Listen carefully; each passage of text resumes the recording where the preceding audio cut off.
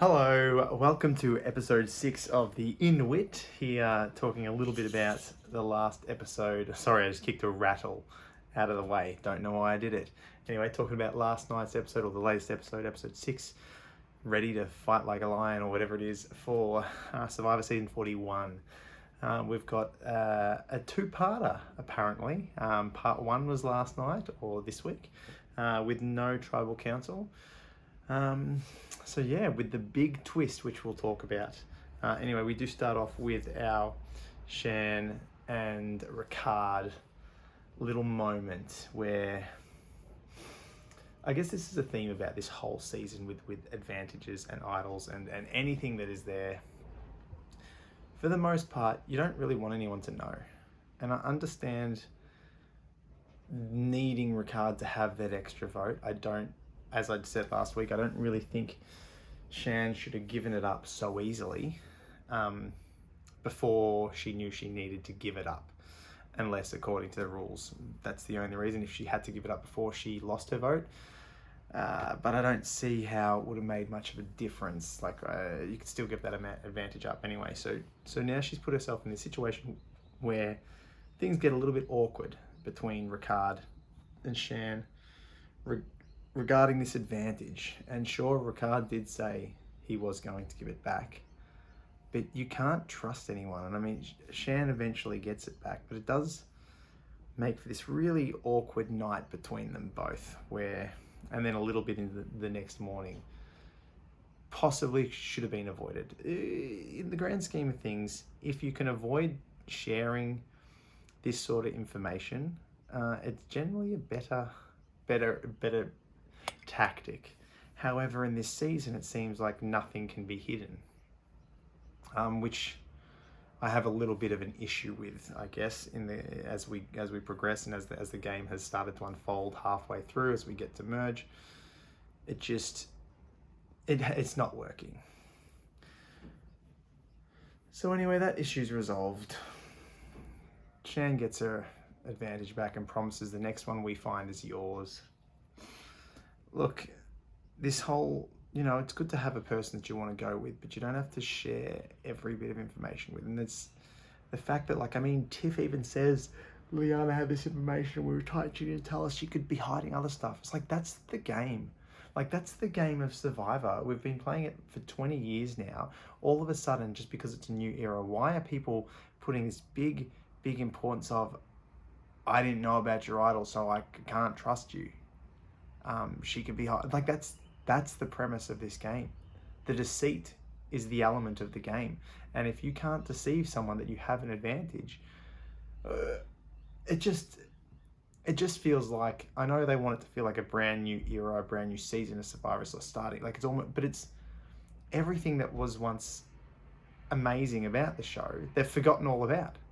These players seem to be so obsessed with trusting another person purely on the information that they're giving up, yet information is crucial to you going further in the game. So we get this a lot of weird stuff is happening in this episode regarding Liliana, Shan and Tiff, and then in that post tribal with the that post little group after that merge / not merge. But I'm jumping ahead. We get to Jeff talking to us and letting us in on another little secret, which is not necessary, I guess. Look, I don't mind seeing camera crew. It's my industry. I love the film industry. I love that word. So I don't mind seeing a little bit of behind the scenes stuff, and that makes it a little bit more raw. We saw that in season 1, Palau. But just the element of him talking to us and explaining, and then going on to explain to the tribe, we can go on the same journey as the tribe members.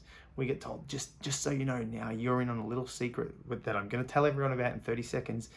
This has never been done before. They're going to come here and they're going to think they're going to be on a merge, but only half of them are going to be merging, but they're all actually going to be merging, but they're going to draw rocks to decide which team they're going to be merging against, and then 2 people won't get those rocks and 2 people will sit on the bench, and then The kicker is the people who win get to decide what happens to those other two, and they're going to send someone to exile.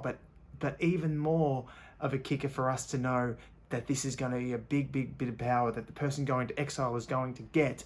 But the other team who did not win, they're going to be battling out for individual immunity while the others are immune.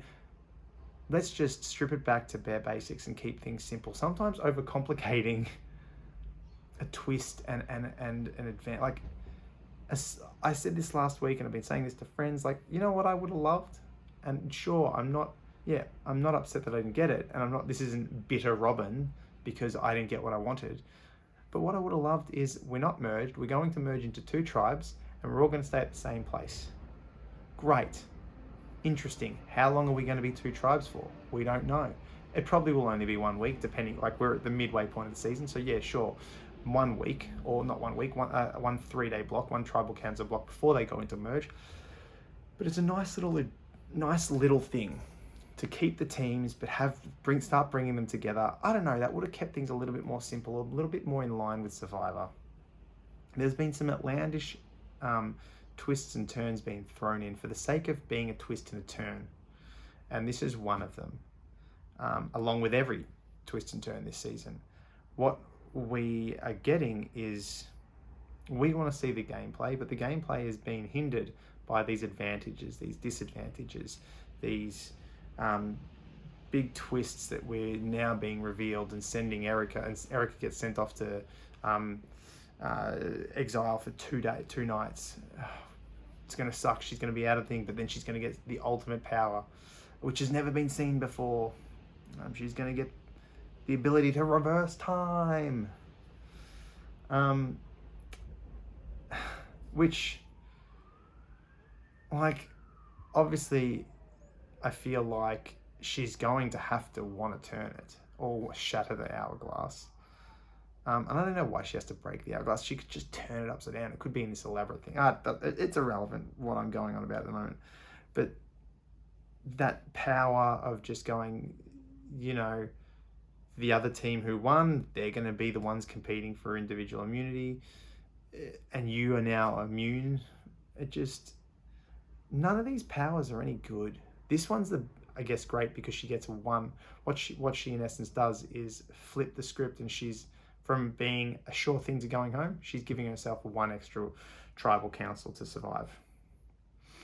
But I'll just back it up again. Sorry, I'm so, I guess, a little bit bamboozled and frustrated with the concept of these twists and turns that are just overcomplicating something that in essence should be very simple.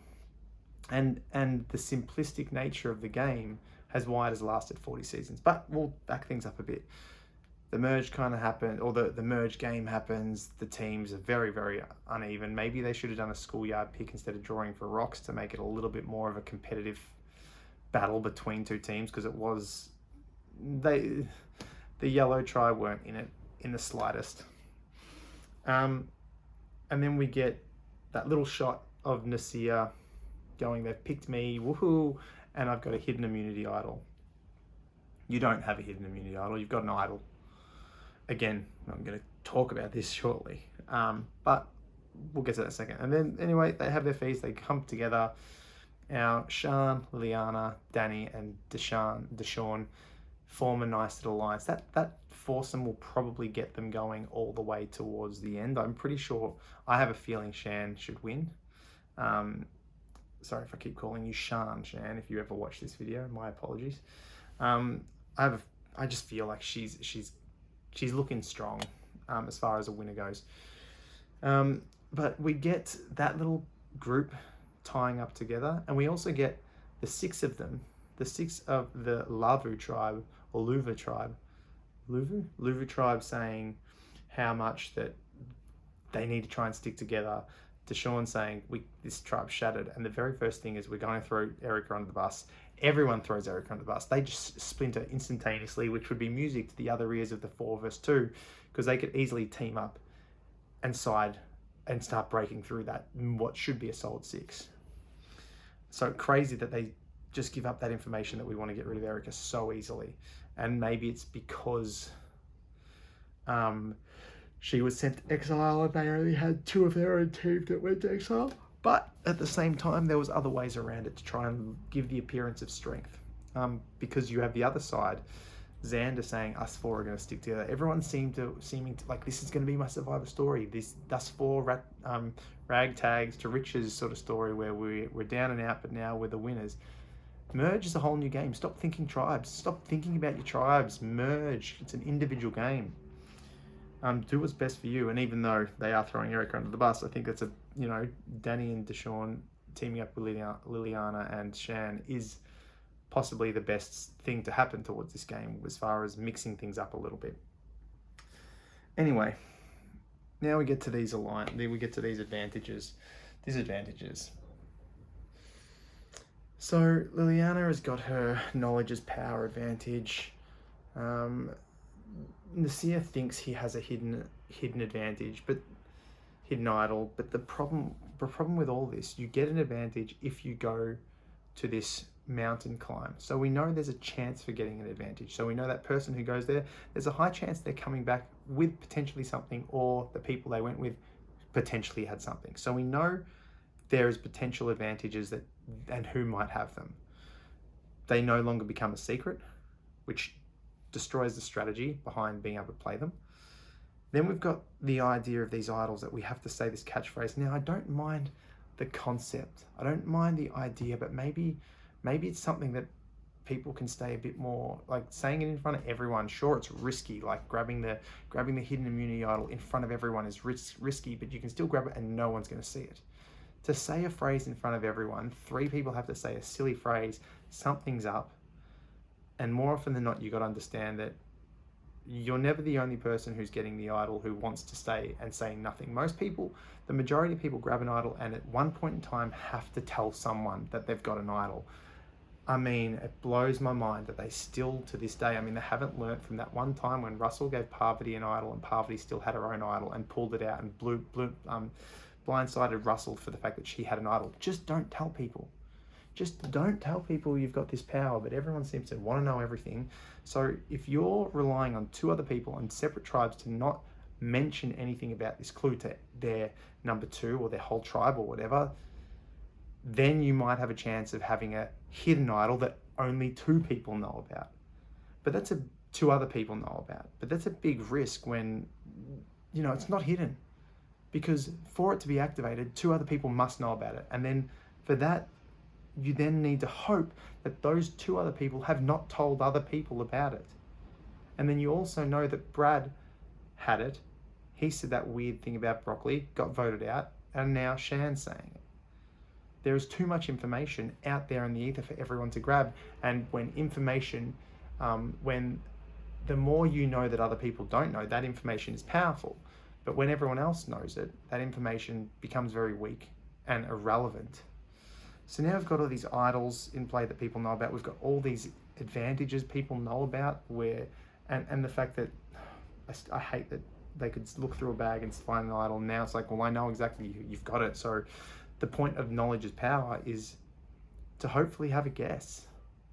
I get the feeling this person, not to go and find it and just take the idol. I know, Xander, do you have an idol? Yeah, I do. Well, I get it now. Like, where's the strategy there? And sure, the strategy is you can look through someone's bag and that person shouldn't hit it in the bag, but that should be off play. That should be off limits, because right now, every bit of secret information is out in the open. The only thing that isn't in the open is what Erica is going to get on that island.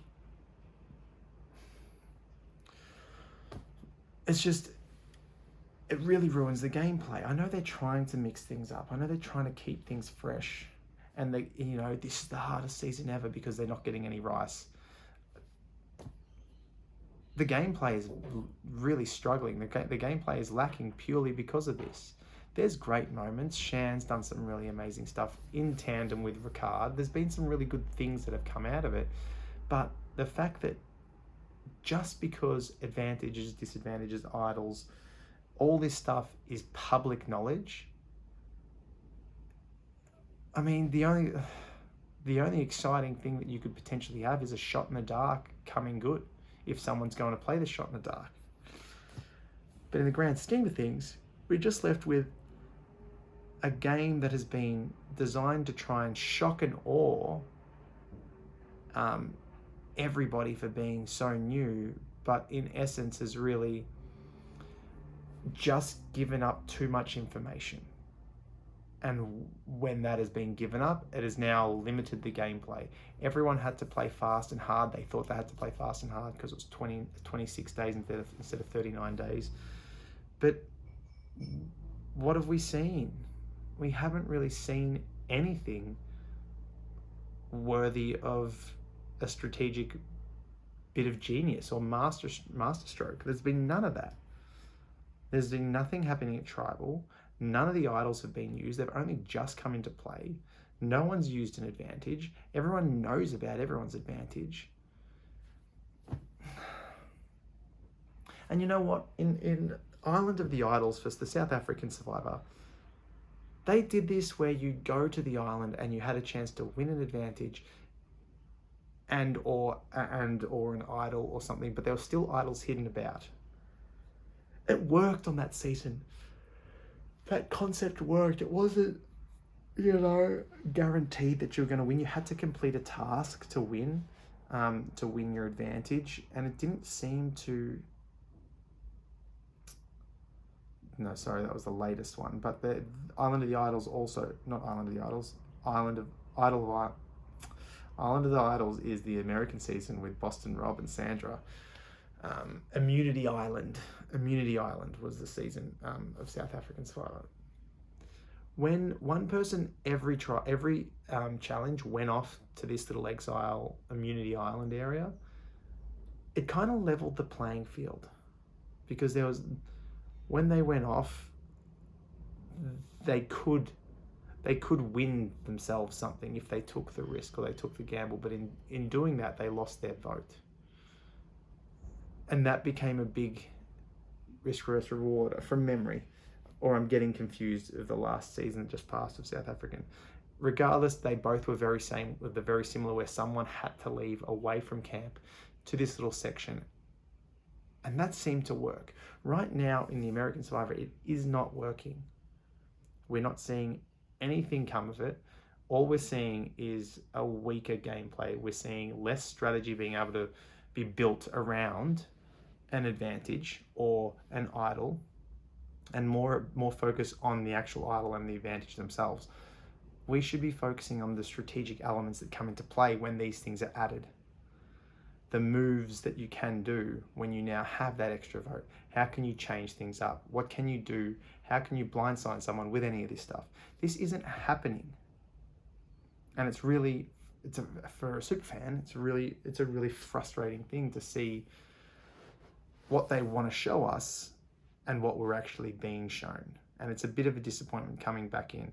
Look, I'm still enjoying some of the characters. I'm still enjoying the season. I know there's always going to be high and lows in the season. There's going to be some moments that are going to be great, surely. And there already have been some great little moments, but in the grand scheme of things, like 2 episodes ago, brilliant episode. But the grand scheme of things, we have put we've destroyed what actually makes Survivor really, really brilliant by throwing too much in it, by trying to overcomplicate things. Yes, I want to see disadvantages. I want to see them executed well. They're not working well in this game. I would love disadvantages, but I would also love the gameplay to not suffer. And sometimes when you get a bit silly and a bit crazy and try to outdo yourself, try to top yourself every year, and come up with the new thing that's going to be, whoa, I didn't see that coming. You know what? The best parts of the game are when the jury, or not the jury, the tribe don't see the blind side coming from the strategic move, not by the moves dictating the outside elements such as advantages dictating the moves that the players can make. It's about the players using the outside advantages and idols to create.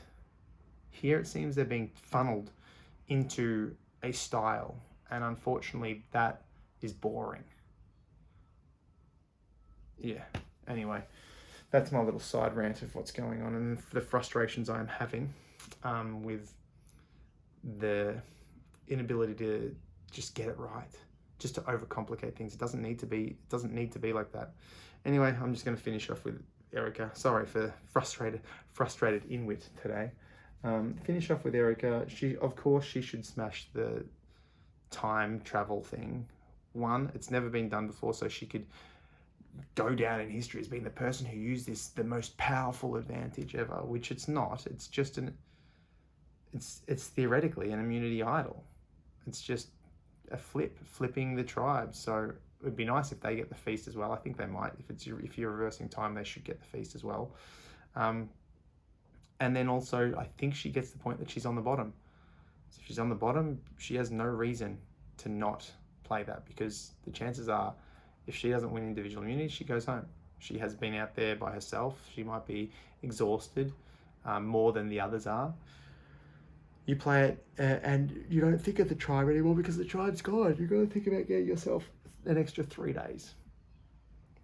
How do I get to that next 3 days? How do I get to the next 3 days? One move at a time, while also thinking about the end game. You can't just solely think about where you're getting to at the end. Like she said, this is not what I pictured my Survivor experience to be. Well, you can't come in with a picture of what your Survivor experience is going to be. You can have an idea of where you want to get to and how you want to play, but you need to be fluid and be in motion at all times. And if Survivor throws you on an island by yourself for 2 nights, you got to be prepared for that. But understand at Survivor that if you get sent away from the tribe, that is a negative for your social game. However, there should always be something that will boost your strategic game. So she should play it, and then we have a strong lot of contenders going up for their individual immunity. Again, I don't like it. I would have liked my version. Having too many people be immune at an individual immunity, just really let them all play. That's the game. Anyway, that's my rant. I'm finishing up. I'm getting frustrated, but that's okay. I'll see you guys next week.